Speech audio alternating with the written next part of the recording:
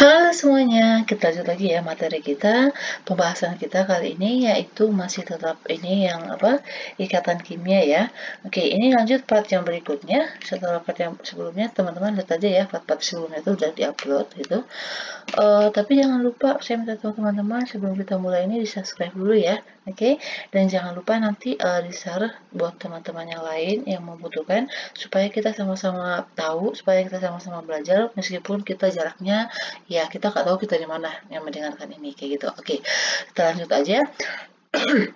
Di antara molekul berikut yang memiliki ikatan ionik dan ikatan kovalen. Oke, berarti di sini ditanya yang mana di antara senyawa ini atau molekul ini yang di dalam ikatannya itu di dalam membentuk senyawa terdapat dua jenis ikatan sekaligus, yaitu ikatan kovalen dan yaitu terdapat dua ikatan kovalen dan ikatan ionik kayak gitu.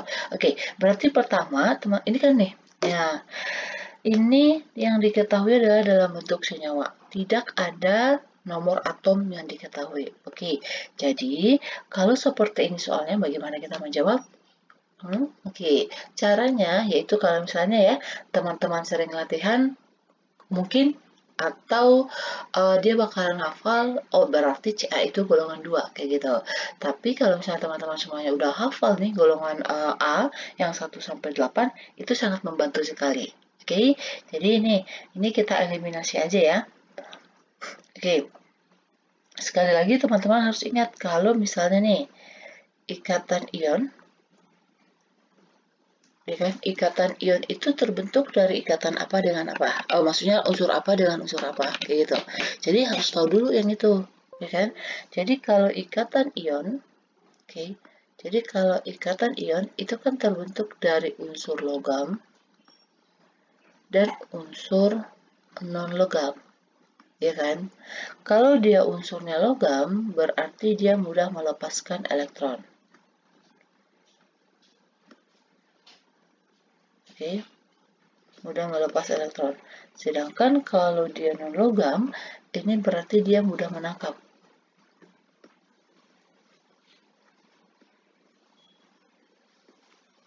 Oke, ini kalau ikatan ion. Sedangkan kalau ikatan kovalen, itu terbentuk dari unsurnya sesama unsur non-logam. Oke, sesama unsur non-logam kayak gitu. Jadi sini kita cek dulu nih, apakah ini dua-duanya logam non-logam atau gimana gitu. Jadi ini Ca itu, oke kita buat sini deh untuk yang A ya. Untuk yang A berarti CaCl2. Ca ini golongan 2. Golongan 2 itu berarti dia mudah melepaskan, dia adalah logam. Cl itu adalah golongan 7, berarti elektron valensinya 7, ya kan? 7 supaya 8 berarti dia lebih mudah menangkap. Kalau dia menangkap, ingat tadi, dia itu adalah non-logam. Oke, dan ini termasuk unsur ikatannya adalah ikatan ion. Dan ini senyawa ion, berarti yang A-nya salah. Kita next nih, yang B. Yang B adalah CCl4. Oke, CCl4, C ini merupakan golongan 4. Oke, golongan 4 dia lebih mudah atau lebih dominan untuk menangkap elektron. Berarti ini adalah non-logam. Lagi nih, sama ya, Cl ya. Cl itu adalah golongan 7, berarti dia adalah non-logam. Oke, non-logam ketemu non-logam ikatannya apa? Oke, kovalen. Memang benar dia memiliki ikatan ion kovalen, tetapi di sini dikatakan dan. Berarti dalam senyawa itu atau dalam molekul itu ada dua jenis ikatannya sekaligus, kayak gitu. Oke, berarti bukan ya. Sekarang kita cek yang NH4Cl. Oke. Ini yang C yaitu NH4Cl. Oke, kita cek dulu ini. Ini kan kalau diionin, ya kan, ini menjadi NH4 plus sama Cl-, ya kan? Berarti kita cus dulu nih NH3-nya. NH4 plus. Oke. NH4 plus ini, ini berarti dia plus ini berarti dia melepaskan elektronnya. Dia melepaskan elektronnya sebanyak 1. Dan perlu teman-teman ketahui bahwa NH4 plus ini berasal dari amonia ditambah dengan H+. Oke, berarti kalau kita buat reaksinya gini. N itu kan golongan 5 ya. Berarti 5, 1, 2, 3, 4, 5. H itu dia golongan 1, berarti dia cuma memiliki 1 elektronnya. Berarti ini katanya kovalen, ya kan? Sama-sama non-logam. Oke, berarti ini ada sepasang elektron yang tidak berikatan. Oke, terus ini ada H+, mau berikatan dengan NH3. Oke, H itu kan nomor atomnya 1 ya. Di sini plus dia melepaskan. Setelah dia melepaskan membentuk ion H+, kayak gitu, berarti dia nggak memiliki elektron lagi untuk berikatan. Oke, sehingga dia berikatan dengan ini yang tidak yang unsur N elektronnya yang tidak kepakai. Oke, ini golongan apa? Ini maksudnya, ini ikatan apa? Pintar. Ini adalah ikatan kovalen koordinasi. Jadi, kalau elektron yang digunakan, sepasang elektron yang digunakan berikatan itu berasal dari salah satu unsur, itu adalah ikatan kovalen koordinasi. Tetapi kalau unsur yang digunakan bersama itu berasal dari masing-masing unsur yang berikatan, itu baru ikatan kovalen. Oke, berarti kalau ini, buatnya gini. Dalam kurung kurawal, H di sini kan dia melepaskan 1 ya. Oke, berarti dia melepaskan 1 elektronnya. Nah, begini dia. Oke, yang di sini yang positifnya. Oke, gini deh, kita hapus saja deh positifnya supaya teman-teman bisa lihat nih sama Cl-nya. Terus dia berikatan dengan Cl-. Cl- di sini, ini kan berarti artinya dia menangkap elektron, ya kan? Jadi elektron yang dilepas tadi yang dari sini itu diikat oleh si Cl-nya, kayak gitu. Jadi ini adalah ikatan kovalen karena sama-sama memberi ya. Sedangkan dari plus ketemu dengan minnya, ini adalah ikatan ion. Oke, jadi yang memiliki ikatan molekul yang memiliki ikatan sekaligus ikatan ion dan ikatan kovalen dalam molekulnya adalah ini NH4Cl, amonium klorida. Oke, sedangkan kalau H2O, H itu kan golongan 1.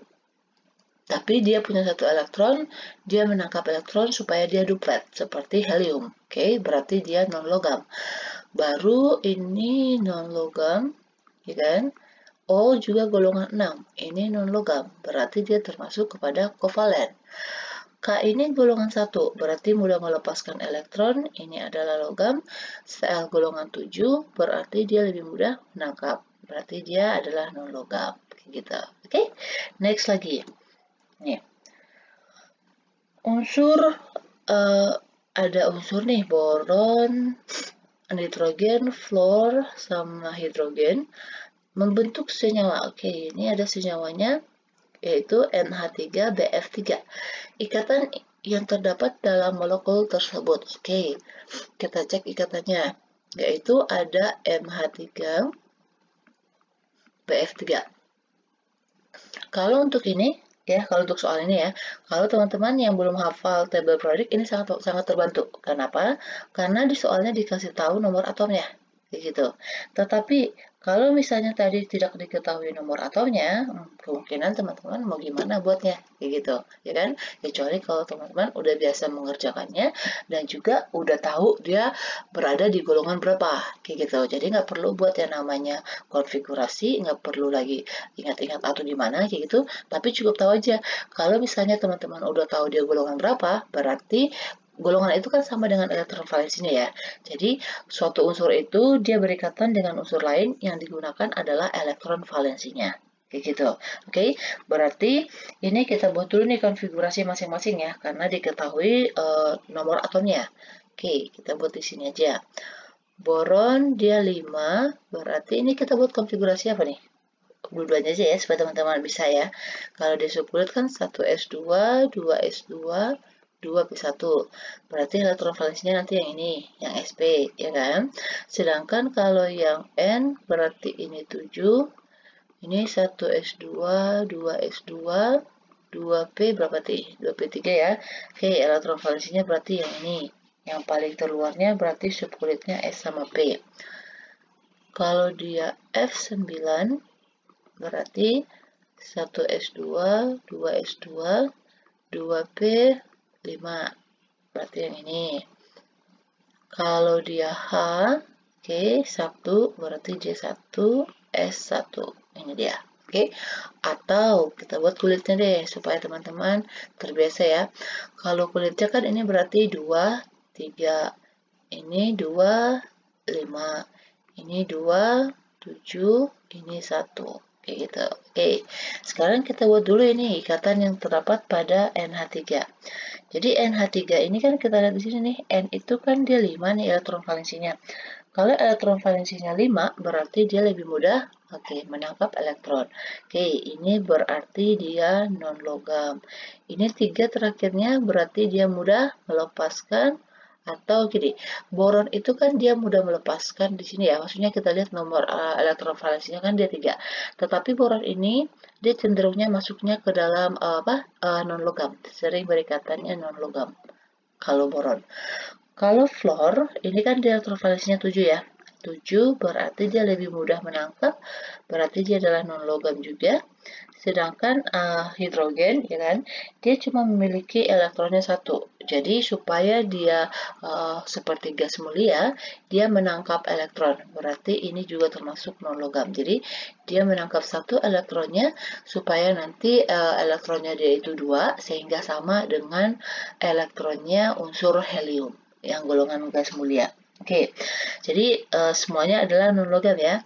Berarti kalau NH3 berarti di sini unsur N-nya mengikat 3 atom H gitu. Jadi kita buat dulu Lewisnya ya. Berarti N-nya di tengah-tengah, dia memiliki elektron valensinya ada 5, yaitu 1. Terus ini ada 2, 3, 4, 5. Terus di sini dia berikatan dengan 3 atom H. Masing-masing H-nya kan butuh 1 nih, ya kan? Terus H di sini dia butuh 3. Jadi karena dia berikatan dengan 3 atom H, berarti dia masing-masing memberikan satu elektronnya ke atom H. Atom H-nya ada 3, berarti dia tercukupi, gitu ya. Berarti di sini ada atom H-nya. Dia ngasih 1 nih, si H-nya juga ngasih 1 ya. Pokoknya ingat, ikatan kovalen itu dia sharing. Jadi sama-sama memberikan, jadi elektron yang diberikan itu digunakan bersama, gitu. Ini hanya. Jadi kalau kita lihat seperti ini kan, ini berarti nih, kalau kita lingkarin ya, ini berarti hanya udah duplet, ya kan? Sedangkan kalau N-nya nih, kalau kita lingkarin lagi, nah ini dia, kan ini kan berarti dia udah oktet 2, 4, 6, 8 kayak gitu. Kita hapus aja ya. Nih, terus kita lanjutin dengan Br3. Kita cek, ini berarti yang B-nya yang mengikat F-nya sebanyak 3 kali, ya kan? Tadi B itu dia memiliki elektronnya adalah elektron valensinya 3. Berarti kita buat Lewisnya dia memiliki 3 elektron. Berarti di sini boron. Dia memiliki 3, 1. Kita bedain aja ya. Jadi jangan bulat aja. Kita buat dia bulatnya yang kosong aja supaya bisa membedakannya. Dia memiliki 3 ya. Terus dia berikatan dengan F-nya ada 3. F itu kan dia 7 elektron valensinya. Berarti kan dia membutuhkan berapa? Membutuhkan 1 elektron, ya kan? Di sini masing-masing B-nya B-nya itu dia akan memberikan masing-masing 1 elektron ke F-nya. Sehingga nanti si B juga dapat 7, dapat 3 gitu. Kita buat nih, di sini ada F-nya. Jadi F-nya 7 ya, 1, 2, 3, 4, 5, 6, 7. Di sini juga sama, ada 3, 1, 2, 3, 4, 5, 6, 7. Ingat ya, F-nya harus ada 7 elektron valensinya. Terus di sini, ini 1, 2, punya F ya, 3, 4, 5, 6, 7, 8. Sekarang F-nya masing-masing F-nya ya, kalau kita lingkarin nih. Ini kan berarti F-nya udah oktet, ya kan? Sekarang kita cek yang B. B-nya udah oktet belum? Ini yang punya B. Udah berapa yang B? Kita hapus dulu ya yang punya F ini supaya kelihatan. Nih, udah kelihatan nggak yang punya B? Udah berapa nih? 2, 4, 6. Ternyata dia punya 6, baru punya 6. Terus dia mau berikatan dengan NH3. Oke, supaya dia bisa berikatan, nih, dia menempel ke elektron si nitrogen yang tidak berpasangan. Jadi dia berikatan dengan ini, kayak gitu. Jadi nanti berikatan semakin mendekat ke sini, sehingga nanti ini berikatan. Oke, sehingga elektron yang digunakan ini yang berikatan ya, yang ini yang berikatan dengan nitrogen dengan boron itu berasalnya dari salah satu sumber, yaitu dari unsur nitrogen aja. Sedangkan B-nya dia nggak memiliki atau dia nggak menyumbangkan elektron untuk digunakan bersama. Oke, jadi ini disebut dengan ikatan apa? Pinter. Ini adalah ikatan kovalen koordinasi. Oke, jadi jika unsur yang digunakan bersama itu berasal dari salah satu unsur, berarti itu adalah ikatannya jenisnya ikatan kovalen koordinasi. Oke, berarti kita cek dulu nih jawabnya mana. Di sini kalau disebutin ikatan ion ini jelas nggak ada karena semua jenis unsurnya adalah di sini non logam. Di sini ikatan kovalen tunggal dan ikatan dan rangkap. Oke, kita cek ya. Ini teman-teman supaya bisa kelihatan kita ubah dia dalam bentuk garis ya. Nih. Cara ngubahnya nih, jika ketemu satu unsur dari jika ketemu elektron dari satu unsur ini satu dengan unsur ini satu, ini akan membentuk garis. Jadi dia akan membentuk ikatannya satu kayak gini. Jadi kita ganti aja ya, kita buat posisi sini. Jadi ini ketemu dengan ini membentuk garis satu. Oke, berarti di sini ada H. Ini juga. Jadi kalau ketemu dua elektron, dia akan bentuk satu garis gitu. Ini. Nah, oke. Ini kita ganti ya, karena kan ikatan kovalen koordinasi itu kan simbolnya tanda panah. Ya kan? Tanda panahnya yaitu dari arah yang memberikan. Di sini B-nya, ya kan? Ini dia ikatannya tunggal karena sama-sama ngasih satu. Di sini juga tunggal. Oke, di sini juga tunggal. Berarti dia bentuknya seperti ini. Kalau di sini dikatakan ikatan tunggal, benar. Ini ikatan tunggal nih. Oke. Sedangkan kalau ikatan rangkap dua, di sini nggak ada ikatan rangkap dua. Ikatan rangkap dua itu yang gini ya. Oke, ini berarti salah. Ikatan kovalen tunggal dan rangkap tiga. Lagi-lagi salah. Ikatan tunggalnya ada ini, tapi rangkap tiga itu bentuknya kan gini. Oke, ada nggak seperti ini di sini? Nggak ada. Ini juga salah. Ikatan kovalen tunggal dan koordinasi. Oke, ini tunggal, ini tunggal, ini tunggal, tunggal, tunggal, tunggal, ini koordinasi. Oke, benar. Jadi jawabnya adalah yang D. Oke, sedangkan kalau yang E, ikatan kovalen rangkap 2 dan koordinasi, ini jelas salah ya. Oke, koordinasinya benar, tetapi tunggal rangkap 2-nya nggak ada. Oke, bisa ya. Next lagi ke soal berikutnya. Nih, di antara molekul berikut ini yang momen dipolnya sama dengan 0. Oke, kita buat nih. Kalau momen dipolnya 0, ini berarti dia termasuk apa? Polar atau non-polar? Oke, pintar. Kalau dia nilai momen dipolnya sama dengan 0, ini termasuk ke dalam kovalen non-polar. Oke, ingat kovalen non-polar tuh nggak bisa ngantarin listrik ya. Oke, jadi kita cek dulu nih apakah dia itu polar atau non-polar. Nih, kita buat rumus Lewisnya ya. Ini oke, lagi-lagi ini yang diketahui adalah dalam bentuk senyawa, nggak dikasih tahu nomor atomnya, berarti teman-teman udah harus tahu dia golongan berapa. Oke, oksigen itu adalah golongan 6, berarti dia butuh 2 elektron. Hidrogen itu adalah golongan 1, berarti dia butuh 1 elektron. Berarti siapa yang membutuhkan lebih banyak? Dia yang berada menjadi atom pusat. Oke, atau misalnya nih dari senyawa ini kita lihat aja nih. Jika indeksnya lebih kecil, oke, dia menjadi atom pusat. Maksudnya jumlah atomnya. Di sini kan hanya 2, O-nya 1. Jadi O-nya yang mengikat H. Oke, jadi ini O-nya di tengah-tengah, dia memiliki elektron valensinya 6, ya kan? Karena dia golongan 6. Oke, dan dia mengikat atom H. Di sini kita buat hanya, di sini hanya. Udah selesai. Kalau kita ubah dalam bentuk ada ikatannya, nih tunggal rangkapnya, nih seperti ini.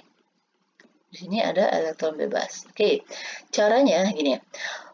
Suatu molekul atau senyawa itu dikatakan polar atau non-polar.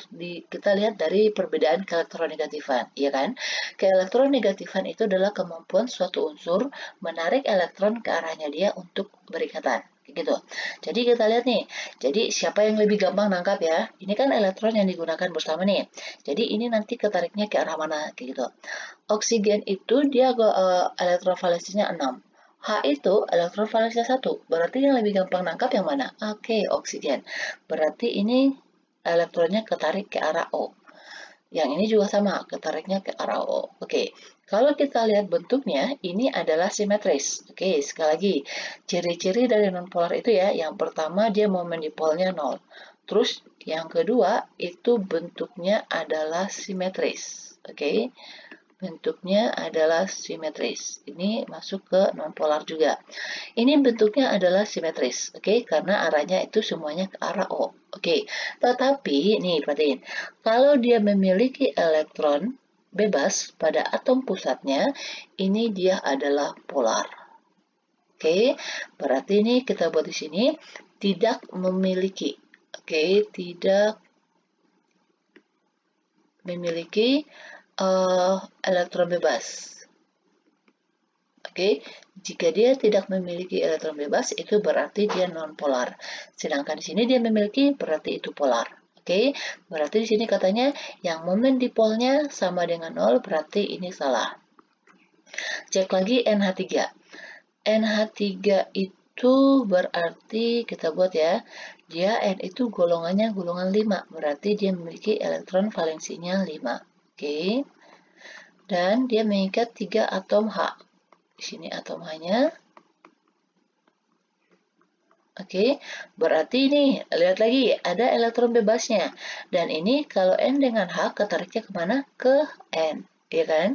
Karena N itu dia elektron valensinya 5, sedangkan H itu dia punya 1, berarti lebih kuat N dong, ya kan? Kalau kita lihat dari bentuknya ini adalah simetris. Kenapa? Karena semua elektron yang digunakan bersama, ketariknya ke arah N. Gitu. Dan yang membuat dia polar karena dia memiliki pasangan elektron bebas di atom pusatnya. Oke, ini kita tambahin ya. Tidak memiliki elektron bebas pada atom pusat. Oke, jadi atom bebasnya itu dia yang kita perhatikan yang terdapat pada atom pusatnya atau atom yang mengikat. Oke, berarti ini polar. Ini juga tadi polar. Berarti ini salah karena yang kita cari adalah yang non polar karena momen dipolnya 0. Terus CO2. C itu dia golongan 4. Oke, dan berarti dia butuh 4. Oksigen golongan 6 berarti dia butuh 2. Oke, di sini C ini ya, C-nya dia atomnya 1, O2. Berarti yang menjadi atom pusatnya adalah yang C. Ingat ya, jumlah atomnya yang paling sedikit itu yang menjadi atom pusat. Terus C tadi butuh 2 ya, butuh 4. Karena dia butuh 4, berarti dia harus memberikan 4. Ya kan? Berarti kita buat nih, di sini dia ngasih masing-masing dia ngasih 2 ke atom O karena O-nya juga butuh 2. Jadi O-nya C-nya ngasih 2, di sini juga O-nya ngasih 2 nih, ya kan? Dia ngasih 2 supaya dia sama. Kayak gitu. Terus di sini juga sama nih. Ya kan? Dia juga ngasih 2 ke atom O satu lagi. Karena kan atom O-nya ada 2 nih. Nah, ya kan? Kalau kita lihat nih, ini udah oktet, ini udah oktet, ya kan? Si C-nya juga udah oktet. Kalau kita buat apa? Ini jadinya kan gini. Rangkap 2 kan jadinya. Nah, ini kan ketemu dengan ini 1, ini ketemu dengan ini 1. Oke. Jadi kita lihat ke elektronegatifannya. C tadi elektron valensinya 4. Si O elektron valensinya 6. Berarti lebih kuat mana? Lebih kuat O. Berarti ketarik ke O. Ini juga ketarik ke O. Berarti ini apa? Bentuknya? Ini bentuknya simetris. Karena elektron yang digunakan semuanya gesernya ke arah O. Kayak gitu. Oke? Berarti, nggak dong ketemu dong jawabnya. Jawabnya adalah yang C. Oke, nggak apa-apa. Kita lanjut dulu nih, supaya teman-teman makin terbiasa. Kalau dia SO2, S itu dia golongan 6, O juga golongan 6. Berarti sama-sama membutuhkan 2. Oke, sama-sama membutuhkan 2, berarti S di sini. Di sini dia ngasih 2, kasih 2 ke elektron yang satu lagi. Berarti di sini ada O-nya, berarti dia punya 6 kan? Nah, ini dia udah oktet ya. Ingat dia S itu dia punya elektron valensinya 6, ya kan? Ini dia udah berapa nih 6? Satu lagi di sini, ya kan? Dalam keadaan seperti ini S-nya udah 8. Berarti 2, 4, 6, 8. Oke. Kalau oksigennya juga masih memberikan 2, berarti nanti O-nya jadi 10 dong. S-nya jadi 10 dong, ya kan? Jadi ini katanya adalah ikatan kovalen koordinasi dengan O-nya. Oke, jadi elektron yang digunakan ini sekarang adalah punyanya si S. Oke, jadi kalau kita buat nih bentuknya O berikatan dengan S yang ini ya. Ini kan sini 1, ini 2. Berarti dia ikatan rangkap 2. Sedangkan dengan yang ini dia berikatan kevalen koordinasi. Oke, ngerti kan maksudnya kenapa dia O yang ini nggak memberikan 2 elektron? Karena gini, kalau kita buat ya, kita hapus deh elektron yang ini misalnya kita pindahkan ke sini. Dia ngasih 2. Sekarang coba hitung. Ini berapa? Ini berarti ini 2, 4, 6, 8, udah 10. Berarti dia nggak oktet lagi. Kayak gitu. Oke, makanya ini dia nggak memberikan elektron. Oke, jadi dia katanya kevalen koordinasi. Sekarang, nah di sini kan ada elektron yang nggak kepake. Nah, bentar. S dengan O kan dia kemana? Sama-sama apa? Elektronegatifnya sama ya. Maksudnya walaupun ada perbedaan dia cuma dikit. Maksudnya berarti dia ketariknya nanti misalnya kalau kalau O sama S lebih elektronegatif O ya, berarti nanti ketariknya ke arah O walaupun dia dalam satu golongan gitu. Karena kan dari atas ke bawah elektronegatifan itu semakin rendah. Berarti O yang berada di atas O yang paling besar elektronegatifannya daripada S. Ini simetris bentuknya, tetapi karena dia memiliki ini pasangan elektron bebas, makanya dia adalah polar. Oke, satu lagi nih, H2S. S itu dia golongan 6. Oke, golongan 6 berarti memiliki elektron valensinya juga 6. Oke, nih, berarti dia berikat dengan H. Di sini ada atom H-nya, elektron H-nya, di sini juga elektron H-nya. Oke, S dengan H ketarik kemana? Tarik ke arah S. Ini juga ketarik ke S, tetapi karena ada elektron bebas, ini malah 2 pasang loh, ya kan? Sehingga dia adalah polar. Oke, jadi jelas ya jawabnya adalah yang C. Oke, demikian dulu untuk pembahasan ini, part yang ini. Oke, semoga teman-teman bisa mengerti. Dan jangan lupa harus banyak latihan supaya bisa mengerjakannya. Karena kalau misalnya teman-teman cuma ngafalin, itu nggak bisa. Jadi kalau kimia itu dia cuma gimana ya, kita perlu latihan aja. Jadi semakin banyak kita latihan, dan kita mengetahui konsepnya, saya yakin teman-teman pasti bisa. Oke, demikian dulu pembahasan kita dan jangan lupa please subscribe dan share ya. Terima kasih.